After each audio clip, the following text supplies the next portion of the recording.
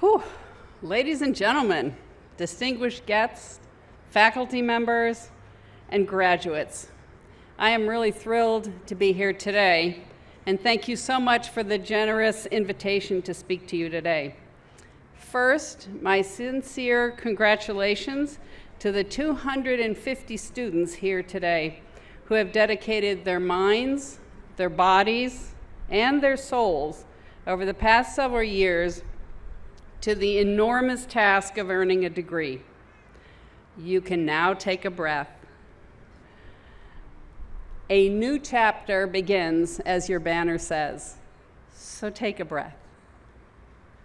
I remember sitting at my own graduation ceremony from the University of Chicago, whose motto is Crescat Scientia Vita Excolator, or let knowledge grow so that life may be enriched. AUIS is a transformative institution, and I hope that you will take all that you have learned here, not only for your own enrichment, but for the benefit of your families, your communities, your countries, and all of humankind. But before I begin, I'd like to welcome all the many dignitaries, and I can't begin to single all of them out, but I do want to acknowledge my dear friend, Dr. Barham Saleh. You have no idea how important he has been to my first year here as the U.S. ambassador to Iraq. But I also want to thank two heroic women who have given a great deal of their energy to make AUIS what it is today. Board Chair Dr. Jill Darby, who has dedicated her life to advancing higher education, and Dr. Choman Hardy, head of AUIS's Center of Gender Development and Studies, who has fought for decades at great personal risk for the human rights of all people. Let me also thank the families of the graduates. Don't forget them. All the mothers, all the fathers, the sisters, the brothers, the grandparents, the cousins, friends, and loved ones who have supported you from birth until this moment, and who sit with you today full of love and pride. They will always be your biggest cheerleaders. But not far behind you, as your biggest fan, is the United States. That's a pretty mighty force. We're proud to have helped establish this great institution and to have played a role in helping educate so many of its students. Some of you were talented enough to be selected for some of our most competitive exchange programs, including the Iraqi Young Leaders Exchange Program, the Study of the U.S. Institutes Program, and the Stevens Initiative. Others of you received scholarships from us to cover your tuition here, and 4 of the graduates here today were evacuated from Afghanistan to be able to complete their studies at AUIS.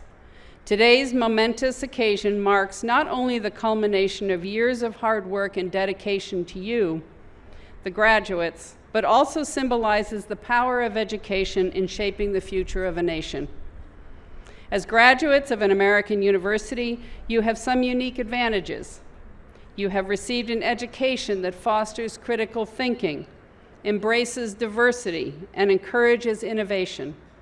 You have been exposed to a curriculum that goes beyond textbooks and lectures, instilling in you the ability to question the status quo, envision a better future, and contemplate solutions. Today, you are not just equipped with knowledge, you are equipped with the skills and the mindset necessary to lead, inspire, and make a difference in Iraq and beyond. The world you are now entering is one that is constantly evolving, presenting both opportunities and challenges. As ambassadors of knowledge and agents of change, it is your duty to use your education to drive progress, foster understanding, and promote peace. The power lies within your hands to bridge divides and reshape the narrative on Iraq on the global stage. I know that the world you were born into has not been the kindest one. You managed to complete high school despite your country being racked by one of the most vicious and inhumane terrorist groups the world has ever known. Many of you and your families had to flee your homes and communities, carrying only what you could to escape violence and repression. One recent AUIS graduate, whose tuition we funded through our scholarship program, was born in Nainawa, but fled her home with her Yazidi family in 2014, sleeping in the family car for several days before moving from school to school in Dahuk, Mahat, and Erbil. Still, she managed to finish among the top 10 high school students in Iraq. You might even be friends with Evan Ali Hassan, the AUS valedictorian last year, who now works for the consulting firm Ernst & Young. Let's give her a hand. But I would say she's not unique. That is to say, your lives have not been easy, and there is no guarantee that the life to come will be in a world that is more stable or supportive. In the next 50 years, for example, climate change will challenge your generation in ways that is hard to imagine. This is part of why we at the U.S. mission in Iraq have been focused on water issues, working to ensure the development of climate-smart agriculture and better water management technology. But looking at human history, there have always been and always will be obstacles that seemed insurmountable at the time. Fortunately, there have always been optimists and brave-hearted young leaders like you to take on those challenges and overcome them. So today, I encourage you, all the graduates, to continue to be voracious learners. Seek new experiences, embrace the unknown. Your adaptability and resilience will be your strongest allies as you navigate the ever-changing global landscape and your own life's personal challenges. When I graduated from university, I had no idea what I wanted to do or wanted to be, and that is the truth. So don't worry if all of you are still wondering what you want to do. But if someone had told me that I would be here at AUIS giving a commencement speech, I would have said, "Where is that?" and no way.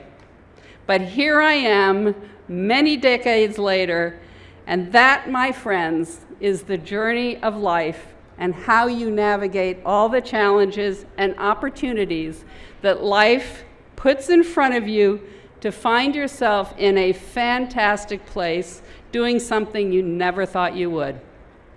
I have no doubt that sitting among us today are people who will one day help cure diseases, address the climate crisis, and build peaceful communities.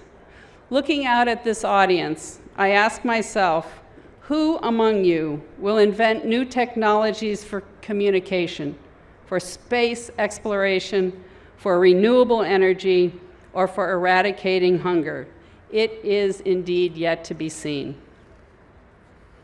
As you all embark on a new chapter, I urge you to remain steadfast in your commitment to ethics, integrity, humility, and compassion.